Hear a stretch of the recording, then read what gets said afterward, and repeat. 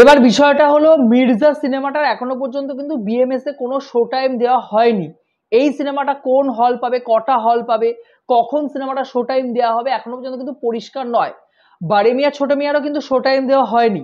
এবারে আমরা বাংলার কিছু রিভিউয়ার রয়েছে, তারা এখনই আওয়াজ তুলছেন একটা প্রোডাকশন হাউসের বিরুদ্ধে যে তারা ইচ্ছে করে মির্জা শো টাইম কমিয়ে দেওয়া হচ্ছে। এবার দেখুন বিষয়টা হলো বাংলা সিনেমার ক্ষেত্রে এই পলিটিক্স এর আগেও হয়েছে। আমরা জিদ্দার ক্ষেত্রে দেখেছিলাম গত বছর, তার আগেও রাবণ, চেঙ্গিস, মানুষ, যখনই কোনো সিনেমা আসে না কেন এসবিএফ সেই সময় কোনো না কোনো একটা সিনেমা নিয়ে হাজির হয়, ঠিক আছে।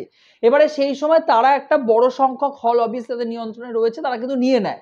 এবারে বাংলা সিনেমা বা বাইরে যদি আপনারা অন্য হিন্দি সিনেমার ক্ষেত্রে দেখেন, বলিউডে তারা ডিস্ট্রিবিউশন করে প্রচুর সিনেমার ক্ষেত্রে, শাহরুখ খানের সিনেমা ডিস্ট্রিবিউশন করে, তারা কিন্তু বলে বিশেষ করে সিঙ্গেল স্ক্রিনকে শুধুমাত্র সেই সিনেমাটা যাতে 4টে শো টাইমে চালানো হয়।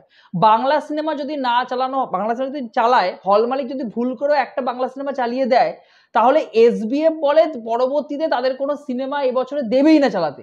এই নোংরামি চলে বাংলা বাজারে। এই নোংরামি এর আগে আমি বোধহয় সবার আগে প্রতিবাদ করেছিলাম। আজকে প্রতিবাদ হচ্ছে মির্জা, যেহেতু মির্জার টিম ইউটিউবারদের বিভিন্ন সময় তাদের সাথে কমিউনিকেট করেছে, তাদেরকে ইন্টারভিউ দিয়েছে, তাদের একটা দায় রয়েছে তাদের হয়ে কথা বলার। কিন্তু আমার কোনো দায় কখনোই ছিল না, কারণ আমাকে কেউ ইন্টারভিউ দেয়নি ভাই, আমাকে ডাকেও না, আমাকে এসবিএফও ডাকেনি, আমাকে অন্য কেউ ডাকেনি, ঠিক আছে।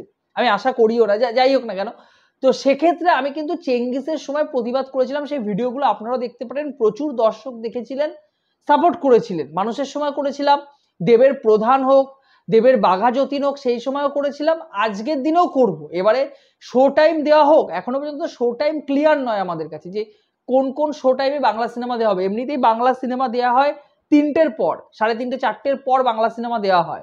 যদি প্রথম দিকে রাখা হয় 11টার দিকে, যদি বাংলা সিনেমা রাখা হয়, তাহলে কিন্তু দূরের থেকে যারা আসেন সবার সামনেই তো আর আইনক্স নেই, সবার সামনেই তো আর আজকের দিনে মাল্টিপ্লেক্স নেই, সিঙ্গেল স্ক্রিনগুলো রয়েছে, সেখানেও বারে মিয়া ছোট মিয়া একটা বড় ধামাকা আমরা দেখতে পারবো। মায়দান নিয়ে আমি চিন্তিত নই, আমি কিন্তু ওই সিনেমাটা নিয়ে চিন্তা রয়েছে।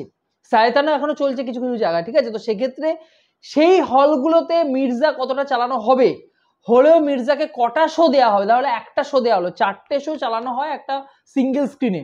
দুটো যদি বারে মিয়া ছোট মিয়াকে দেওয়া হয়, একটা ময়দানকে দেওয়া হয়, তাহলে বা একটা যদি অন্য কোনো সিনেমাকে দেওয়া হয়, তাহলে একটাই শো থাকছে মির্জার। মির্জা কখন শো পায় সেটা কিন্তু বড় বিষয়। তো এখনই এইটা নিয়ে এত প্রতিবাদ করার দরকার নেই। হ্যাঁ, একটা আন্দোলন আমরা তুলতে পারি যে মির্জাকে যেন একটা ভালো শো টাইম দেওয়া হয়, যে কোনো হলেই যদি একটাও শো টাইম তাকে দেওয়া হয়, যদি একটা শো টাইম দেয়, যেন ভালো একটা শো, যেখানে দূর থেকে যখন দর্শকরা যাবেন, এটা তো একটা commercial cinema, mass commercial cinema, যে বিষয়টা আমরা সবসময় বলি যে একটা মাস অডিয়েন্সকে টার্গেট করে তুলে ধরা হচ্ছে। এই সিনেমা কিন্তু শহরের আরবান সেন্ট্রিক যে দর্শকরা রয়েছে বা এলিট ক্লাসের যে আমরা দর্শকদের কথা বলি, তারা কিন্তু এই সিনেমার দর্শক নন। তারা এই সিনেমাটা নিয়ে খিল্লি ওড়াবেন, রিয়েলি তারা সিনেমাটা নিয়ে খিল্লি ওড়াচ্ছে না এখনো পর্যন্ত, ঠিক আছে।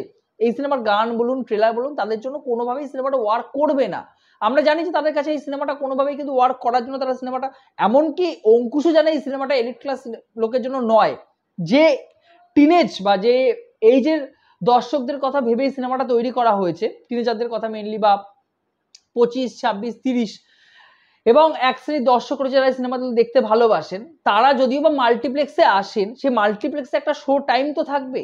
যেহেতু হিন্দি সিনেমাগুলো কিন্তু এখানে চলে ভালো, আমরা দেখেছি জওয়ানের ক্ষেত্রে, পাঠানের ক্ষেত্রে, ঠিক আছে।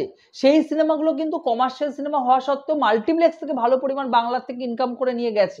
সেহেতু এখানকার দর্শক কিন্তু সিনেমাগুলো দেখতে ভালোবাসেন, কিন্তু সেখানে একটা শো টাইম কিন্তু তারা ভালো পেয়েছেন। তো আমরা এই নিয়ে আন্দোলন করতেই পারি, শো টাইম যেন ভালো দেওয়া হয় মির্জাকে 11টার দিকে, 11:30, 12টা, 3টে 4টের পরে যদি শো টাইম দেওয়া হয়, তাহলে কিন্তু সত্যি বাংলা সিনেমার জন্য সেটা ক্ষতিকর হয়ে দাঁড়াবে। এবং এসবিএফ এই নোংরামে আগেও করে, আমি নাম নিয়ে বলছি, অনেকে বলবে একটা বড় প্রোডাকশন হাউস, আমি নাম নিয়েই বলছি, ওরা কি মারবে ভাই, কপিরাইট মানে মারুক না, কত দম আছে, যদি কপিরাইট মারে ভাববো ওদের থেকে নোংরা আর কেউ নেই আমার ভিডিওতে।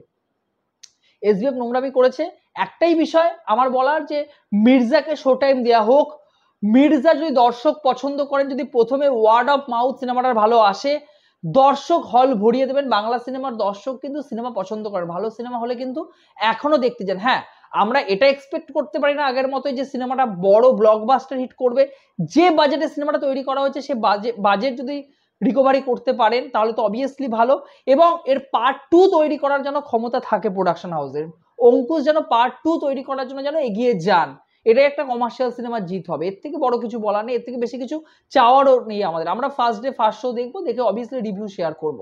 এবারে বিষয়টা হলো, যেটা আগেও বললাম, বাংলা সিনেমা দেখুন, বাংলা সিনেমার পাশে থাকুন। সিনেমার ওয়ার্ড অফ মাউথ কিন্তু সিনেমাটাকে অনেকটা নিয়ন্ত্রণ করবে, এবং আমার মনে হয় রিভিউয়াররা কিরকম রিভিউ দেন, আমাদের বাংলা রিভিউয়াররা, সেটাও কিন্তু যে দর্শকরা দেখবেন তাদের উপর কিন্তু প্রভাব ফেলবে।